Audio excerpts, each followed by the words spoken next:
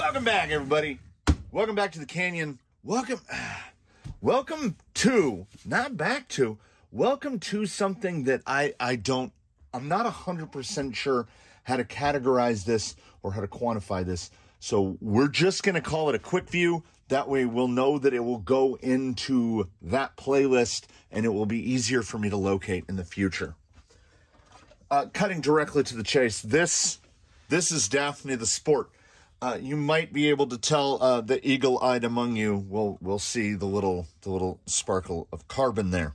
So, the Morlordy, what a fantastic name. The Morlordy carbon fiber chassis for TRX-4 has been sitting in this little, when you, if you order one of these, and we will definitely get to that, it comes in literally this box, which is not what we typically see a chassis come in, right? Because each chassis rail is 3 pieces, because the TRX-4 has a pretty aggressive pinch. So the way they get by that is there's this rail, there's a big thick spacer, and there's another rail. We can look at it here from the bottom. The rail thickness is obscene, right? And we will definitely get to whether or not that will impact you should you opt to buy one of these. And let's just lead off by saying, in quick view fashion, I recorded none of the assembly of this. And if you would like to know why, it took the better part of 4 hours to transfer this vehicle over to this chassis. Now, a lot of that is potentially on me, and not potentially, I mean definitely on me. I made the bed, I made the shock towers, I made the spacer, I made the front bumper mount, I made the bumper, I modified the servo mount, I made the battery mount, and then everything else, STRC bumper delete, STRC mid plate, STRC the bumper mount that I cut up and modified as STRC, the servo mount that I cut up and modified as STRC. So the skid is Bauhaus. So there's very little OE Traxxas pieces going on there. I mean, the axle housings and stuff are all stock, but that doesn't matter. So there was a lot of cutting, there was a lot of trimming, there was a lot of filing. So what I need to get out of the way is, I want to say this chassis is like $46, something like that. I had bought it on a lark 7 months ago, and it has sat here in a box waiting for me to do something with it, because I had thought, oh, I'll get some axles and then, I'll build up a rig on it. And then I got to thinking, well, maybe we should just go with something that we've already got. Daphne has been getting the unnecessary upgrades because she's already good. She already got fossils with skid inserts in them. She got her custom built shocks, which are still fantastico. Oh, we're going to get to the springs. And I spoiler alert for what you're going to find out later.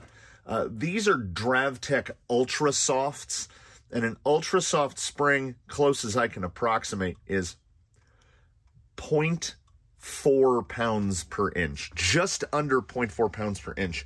For frame of reference, an Element SE Gray, like on my Enduro SE, I run grays all the way around.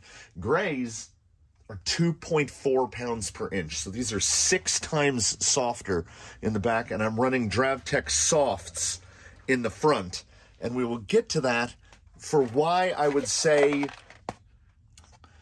oh, this is, again, this is crazy. So there's too much for me to consider. We got to go with a scale. We put this on here to give the spacer.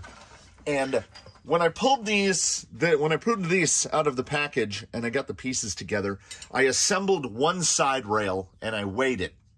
And it was like 43 grams, right around there. And the screws appear to be at about the same length. So I want to say around 43 grams per rail is about where you would be. And I thought, is it really going to be worth it to tear this whole thing apart and do this whole rigmarole to get that out? Forgetting that among C-channel rails, TRX-4 rails are ridiculous. Like, this is ridiculous. How ridiculous is it? One rail weighs 128 grams. So 2 rails there we go, weighs dead 256.0 grams. Those two frame rails together weigh 86 grams. So that is a loss of 170 grams. And I've talked about this before. I remember reading a comment. Someone had posted a comment some time ago on the other Amazon chassis, the chassis that's in yellow, about this is a rock crawler. Why would you put carbon fiber chassis rails on it when weight doesn't matter that much, or weight doesn't matter, or whatever? Crawlers are supposed to be heavy. Crawlers are not supposed to be heavy. They're just not. They are by a nature of it, because we can use gravity to our advantage, but I have come to learn that there is a very important ratio. The ratio is not necessarily how much weight is on this axle versus how much weight is on this axle. I don't think front to rear bias is as important as people make it sound. People will try to get like 70% front weight. This makes the vehicle behave erratically in any situation other than going straight up. Like descending is going to be bad. And she has been driven around on the floor in the shop, so I have no idea how we have altered the performance. What I can tell you is this. Switching from the tank-like rails, oh, I also had to reinforce her body, so I had to reinforce her body, so it's a little tough to get off. So what I can tell you is that the amount of weight shed, and also the rails are shorter for whatever reason by about an inch. So I had to move the bed forward and cut the bed. So problems that might not arise for anyone else, like every screw hole, you notice it's a carbon fiber chassis that uses the factory tower positions, which is something I've never seen. And before we get to wheeling this thing, what I do absolutely need to talk about is, if you buy this chassis, you will not save money. The chassis will cost you $47. You are going to need a whole bag of shock tuning springs, because you're dropping close enough as to be half a pound of sprung weight, and you're losing it all the way across. So it's an even loss. Any loss of sprung weight is the same effect as an increase in unsprung weight. So it basically makes your wheels and axles heavier as a percentage of what the vehicle weighs. And this was immediately noticeable. I had just built these shocks for her, a week ago or so, with element grays all the way around, 2.4 pounds an inch. It wasn't compressing the springs at all. She was sitting, the shafts look like that on the ground. If you would push it down, she would just go right back up to the top. Because her wheel tire insert combos weigh 885 grams. So as she sits, well, okay, if we imagine that is strapped in and imagine that this is on. So that is RTR. In RTR configuration, she now weighs 6.9 pounds. But if you take the wheel and tire combos off, she weighs 4.95 pounds. So she's just under 5 pounds. And anything below the shock is unsprung. So she is inarguably over 1/3 unsprung weight. So she's 2/3, well, less than 2/3. Let's call it, she's probably 60-40. 60% sprung, 40% unsprung. And honestly, that's really a place you want to be. And with TRX-4 factory rails, and mind you, these don't change the geometry at all. It's not LCG. They don't give you more shock positions. All they do is they remove like a substantial amount of weight. 250 grams is close enough as to be 10 ounces. And what's in there now is 3 ounces. So shedding that amount of weight is desirable no matter what your vehicle is or what application you want it to be in. That is a loss of sprung weight, and that's good. But you're gonna need shock positions. You're gonna need springs. So you're gonna have shock towers. You're gonna have the whole thing, which leads you to be like, well, I could just get like a Rock Pirates Interceptor or something. And that's true. That might actually be an even, that might be more financially advisable. It does come with a bunch of stuff I didn't use. There are no instructions included with it at all. And it had 2 of these little pieces. And I was like, what in the name of all things holy is this? So this would go right here and bolt to those holes. And then in place of where the battery tray I already have, this battery tray goes on there. And it has spots for 2 little pins to stop your battery from sliding back and forth. And then it sits just like that, and it has little edges so your battery doesn't fall off. That's cool. If you don't want to put your battery there, it comes with hardware and whatnots. Instead of nuts right there, this little guy goes right through there like that. And you can put a battery right there. This is, and I mean, look at that. I mean, this is how Amazon keeps getting me with cheap carbon fiber stuff. Like, look at they had to machine that out of, God, I mean, that's 3 mil, but like, what is this chassis?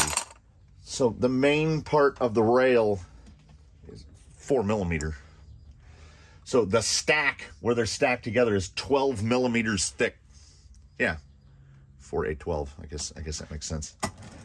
I spent so much time cutting and trimming and filing. If you do have a Bauhaus skid and you want to fit it in here, the Bauhaus, where there's 3 little posts where the screws go in, those posts are round, and there are little recesses inside the frame rails. Can I get a look at it? Yeah, there you go. They are rectangles, so you have to Dremel down those little bits all the way across. I'm sure stuff is going to get caught in those gaps that now exist because we're not in a C channel, but you know, we'll see how that takes place over time.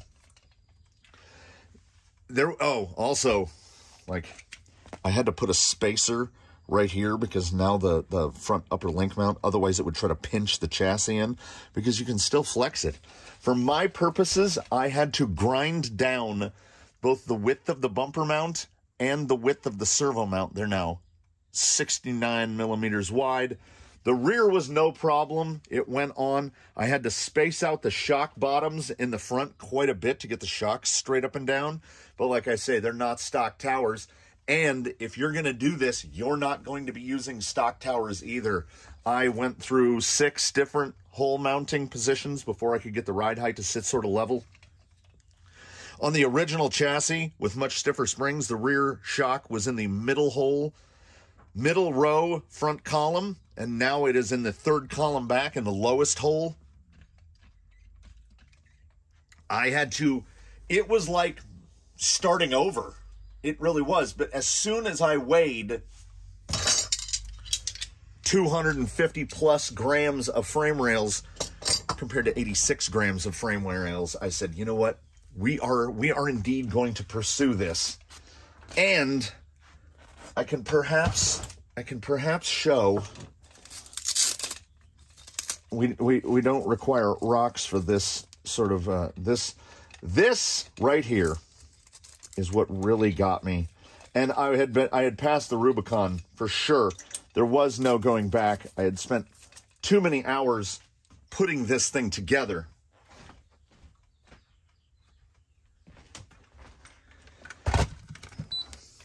So all I needed was one little bit of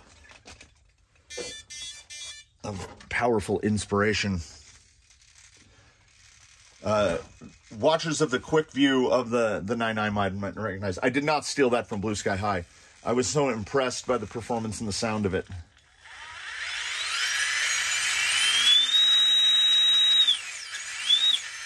It just sounds so good. I had to buy another one. So if we put this in high, because she does have a 2-speed, this is tremendously ill-advised. Not enough traction here. On the floor, if I just give it any blip of throttle, we'll try it out on dirt, she will just lift the rear end like that and can drive like 8-10 feet with it up off the ground like that. The rarely, and there are few occasions that I can think of where a change of something was so immediately noticeable. The loss of weight. Everything moves more nimbly, and I'm honestly extremely hopeful for the performance of this, because it was so much work. I mean, 4 hours. It took me less time to build an LCG chassis, cut it from scratch, and build it for a vehicle than it did to adapt this chassis to the vehicle. But I detest working with carbon fiber. It is a miserable material. You have to wear PPE. You've got to wear your respirator. It absolutely annihilates tooling. It's not fun to work with at all. Aluminum is a daydream compared to carbon fiber. So if I can buy some carbon fiber, particularly, and what it would cost me to get a sheet of 4mm carbon fiber would cost more than it cost to buy this chassis on Amazon. So if you have inklings in your mind of building yourself a chassis, do not start with carbon fiber. Start with aluminum, and should you want to move to a composite, it's called G10 FR4. You can try G10. Not as bad. It's like carbon fiber is like 15% lighter and 15 or 20% stronger, something like that. G10 Garolite is fantastic, and it comes in colors, and the natural is dyeable. But boy, we were really running down a different alley with that one. What we're going to do here, also, so the holes are all in the same place, but her body fits really tight now. So I don't know. I think the width of the rail, also the body sits a little nose up. So maybe the rails do have a little more rise to them. It didn't look like it, but it looks like the front body mount needs to go down like an impossible amount, like half a hole, an amount that is not something that I can attain without, oh no. I do have some square Delaware, and I might have to fabricate myself my own body mounts up front and drop them down a little, because this could go down just a little bit. So that out of the way, and I will talk more about why I think this thing is a, oh, listen to that. Why I think this thing is both a wonderful and terrible idea as we go out and wheel it. And I think for the sake of brevity and clarity, we're just going to hit the tire test protocol and see how she manages those lines, because I did that very recently on these very tires on someone else, and I believe I did them with her once we put the inserts in. So I'll be able to tell. You all might not be able to tell. Followers, fans of Daphne will know right away whether things have gotten better or worse. And this is one of those instances where the hopes are so high. Like, I feel like it's going to be amazing. And I'm hoping that the ground outside is sticky enough that we can do some wheelies, because those are just the perfect intersection of fun and stupid. Now, we can do, wait. That's not a good noise. Let's maybe not slam it forward or reverse as much. I think this motor has enough power to ruin my drivetrain. So the test is always pulled directly over the kidney bean, and I got to the right of it. Right there. Yeah, something like that.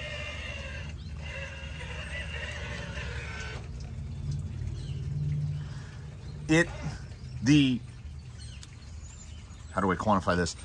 The moment that it stops, we go slow creep and we just stop. It's instantaneous. There's no, if you drop a half a pound of weight, of sprung weight off of a vehicle, it is noticeable. Let's just get dumb here. I found a rusty body clip out here to put on her. So. Oh, like, you're either moving. If you want to move, you're moving. And if you don't want to move, you are not moving. So I don't know if this is as much a discussion of the capability of the chassis itself, because I don't think the chassis itself is anything special or remarkable. I think what it is affordable, and I am not opposed to losing this amount of weight. Straight verticals should be improved across the board, and I don't think we're going to get a lot of tip over here. Like, it doesn't matter where it unloads. You just drive straight through. I was also worried I was going to lose steering angle. Like, you know, I don't know why none of that was involved. I did. Okay, when I ground the front end, I had to alter the length of both the panhard and the drag link, but to astonishingly good effect. The panhard bar and steering drag link are the same length to within a millimeter. So we will have bump steer and axle swing absolutely minimized as we can get it. This is a perfect time to transition because here comes an air thing. I mean, I genuinely, I don't think she's gonna have lost her ability to pull the line that bears her name. It's a little wider, but I'm watching the tires more than anything. Real high up there, and we push that rear end through. I mean, let's start with the negative hyperbole. It's not better, it's way better. It has put more traction into the tires because, as I said, she's like 60-40, and as far as I'm concerned, this is the important 60-40. Now obviously, her front weight, that weight distribution will have changed as well, because the rear end here is shorter. I had to cut some off the rear end, so her bed is a little shorter. She weighs less, and she weighs less in the right places. If I can get that housing off of there. This is just slick rocks. The maneuverability of the Fossil has been amplified.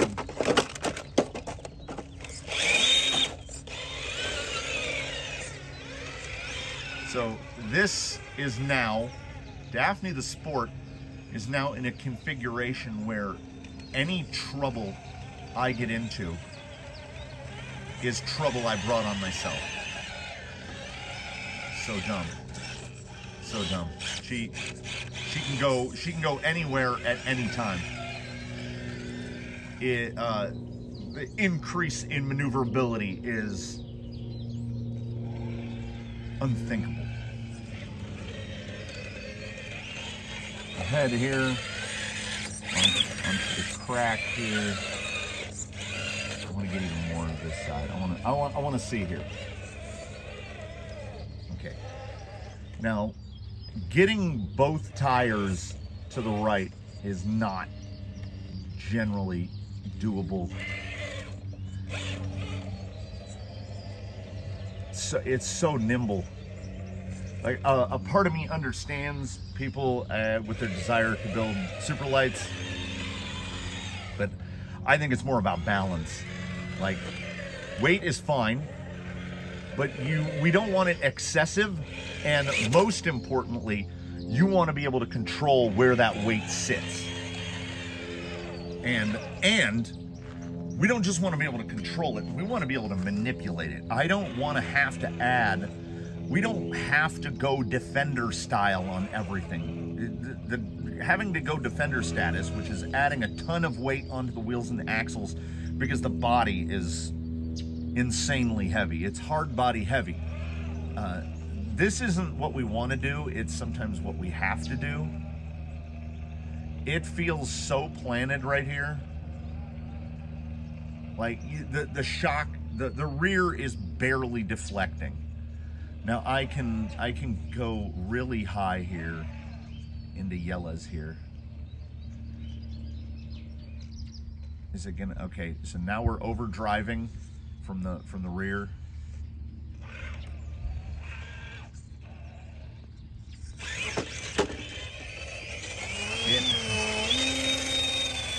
It is an experience that is immensely rewarding. It will reward positive action if you hit the line just right. It is going to treat you. And if you hit it really wrong, it's very forgiving until right at the end. Now again, I don't know how much of this can be attributed to the chassis. I don't think that the chassis is anything remarkable. It is kind of clever using 3 stacked plates to get that chassis pinch because there's so much pinch in this thing.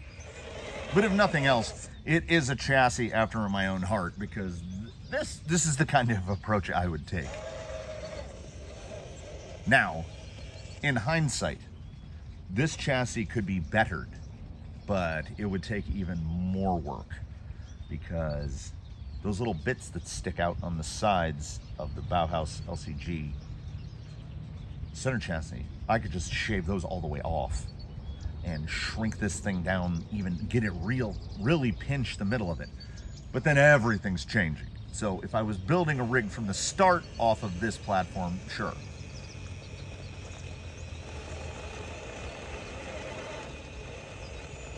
There's no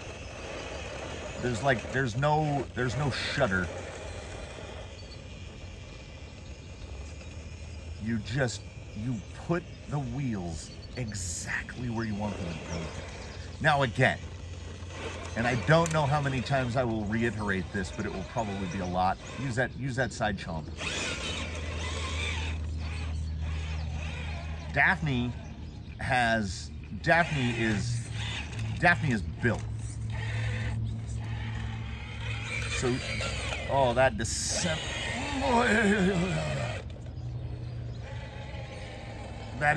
That might be the flattest descending vehicle I've got. So, Daphne needs that little sticker in the back window that says built, not bought, because she is built, not bought.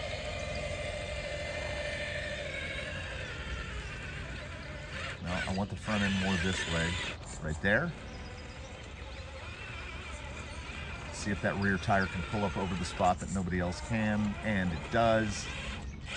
Then we'll redirect the front end back this way, and look at that front end just pull over. So, oh, did you see the suspension settle? She is just in absolute control all the time now.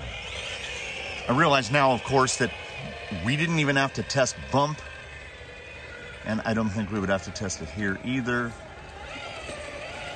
No, she'll just pull up through anything the bumper will clear. It will appear she can just pull up over it. And we have no worries here. The side chomp on these tires is nuts. That little face that her rear tires just cleared is indeed vertical. Positionability, swing it around town, come back down. She is one with the earth now. Now let's see if this is a spot that needs a bump, or is her approach high enough. Belly hang? No. And I imagine just the bump is probably better than ever. And then again, that loss of that weight in a spot where I don't want it. Like if you have one tire in contact, it's enough.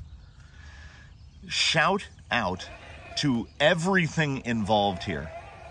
The squid inserts in here are doing absolutely magical. She is a collaboration of all things good. After a few more days of sun, the sand pit at Sultan's is now basically rock hard. You can just drive around on the top of it, which is both good and bad. Good because now I don't have to concrete fill that. Bad because, I mean, it doesn't really tell us anything.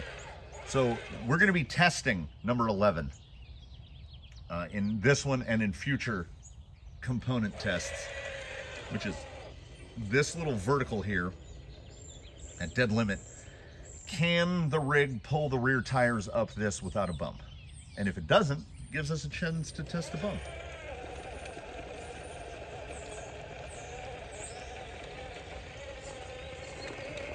Ho, ho, ho, ho.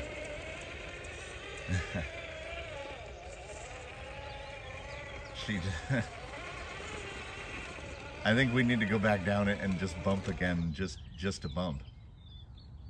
I'm in unfriendly spot there. But she will just put a wheel down. Okay, how about this side closer to the sign? Oh! So the first little, I mean, you can see the dirt that dropped off there. So, I mean, we have to bump, right? Oh, okay. Okay. When you bump and there's no seesaw, like it doesn't buck, you don't see one end pulling and then the other end pushing. So when she bumped here, it just straight line. Oh. I think we've established a point here that is only tangentially related to what we were going for when we started. And that is a statement of the realization, not just the realization of the obvious, but the confirmation of the obvious, that if you can remove half a pound of sprung weight, you should do that.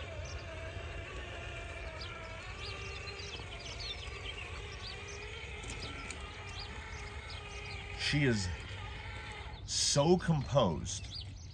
And again, I was gonna say no setup changes. I had to change so much. Everything except lengths, main links, got adjusted, and I should probably actually take a look at the front links. I think the rear links are fine because the wheelbase didn't change.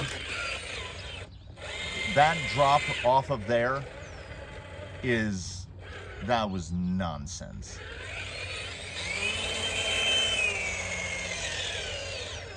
So Daphne has historically been, would the word be formidable, I guess, in competition terms. Look at those rear tires.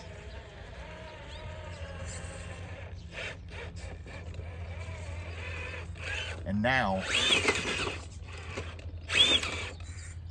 she is a force to be reckoned with now. This is something under the guise of the quick view of the Morlordy carbon fiber chassis for TRX-4, which is, I mean, I don't even know what I can say about the chassis. The edges are sealed. It's not flexy. The carbon appears strong enough. I mean, obviously, if you stack three pieces like that, that will not be as strong as something that is just cut from a plate. But there's a reason you don't see TRX-4 chassis just cut from an individual plate. The pinch is real. The center chassis is really wide compared to what's in the front and what's in the back. So this is a really clever way to do it, and it also allows them to ship it super cheap because the box only has to be like 8 inches long. It does come with all the hardware. It comes with everything included. You can mostly, big asterisk here, assemble it as it comes out of the box, but it's not gonna work. If you try to use your stock spring, stock shock positions, all that stuff, I think you're just gonna be bouncing around. This thing, the Morlordy chassis, is a tuning tool. No one comes off that lip as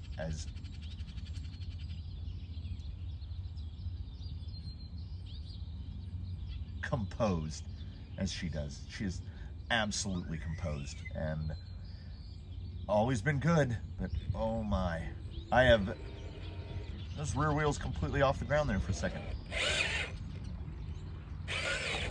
Zero regrets on this. Would I have preferred it take less than 4 hours to put the thing together? Well, yeah, I enjoy punishment as much as the next person, but I am not a glutton for it. And this was punishment gluttony. There was a time during the assembly where I took a break for an hour to go trim trees. So that was the kind of mental force required to put this thing together, because it all fits, but it also kind of doesn't, if you know what I mean. If your TRX-4 is bone stock and you're looking to introduce some performance advantage to it, this is definitely a place to start. If you're heavily modified, be prepared for a lot of work. And in terms of, as a career of a cyclist, what is that, 4 planes now? As someone with somewhat of a career as a road cyclist, we know about spending money to shave weight, right? And it generally came down to, I think what we settled on is about $1 a gram is where you're gonna be. So it could cost $30 to take an ounce off of a bike. We took 7 ounces off of this for $47. So that's $6.50 an ounce. Well, there's tax and everything. Let's call it $7 an ounce. Boy, that's a lot cheaper than bikes. And taking the weight off in the places that you want it, again, equates to putting weight on in the places you want it. So slimming those chassis rails effectively makes the wheels heavier, it makes the axles heavier, it makes everything not suspended by the springs heavier proportionally and proportionally. It's really good. It's not easy. I do not recommend it to everyone, but it's well made, and it is inarguable that it works. She was something really good, and now she's something truly, truly formidable. I do thank you for watching, everybody. I love a Daphne video. I invite you to comment below, like if you liked it, subscribe if you haven't, do consider channel membership. We will see you again very soon with whatever thing we're reviewing or testing or whatever nonsense we're up to next. We look forward to seeing you. Have a good day, week, and month, everybody. Welcome to, we're in April now. I think we're in April. Have a good one. We'll see you next time.